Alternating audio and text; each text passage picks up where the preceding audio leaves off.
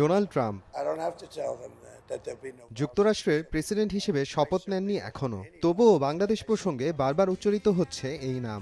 শুরু থেকেই আলোচনায় ছিল বাংলাদেশ ও যুক্তরাষ্ট্র সম্পর্ক।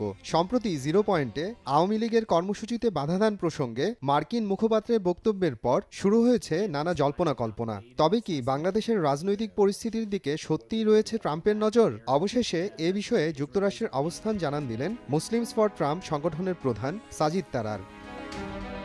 ভারতীয় সংবাদ সংস্থা প্রেস ট্রাস্ট অফ ইন্ডিয়াকে দেয়া এক সাক্ষাৎকারে বাংলাদেশের সঙ্গে যুক্তরাষ্ট্রের সম্পর্ক কঠিন হতে পারে বলে মন্তব্য করেছেন পাকিস্তানি বংশোদ্ভূত মার্কিন রাজনীতিবিদ সাজিদ তারার। এ বিষয়ে প্রতিবেদন প্রকাশ করেছে ভারতীয় গণমাধ্যম এশিয়ান লাইট ইন্টারন্যাশনাল।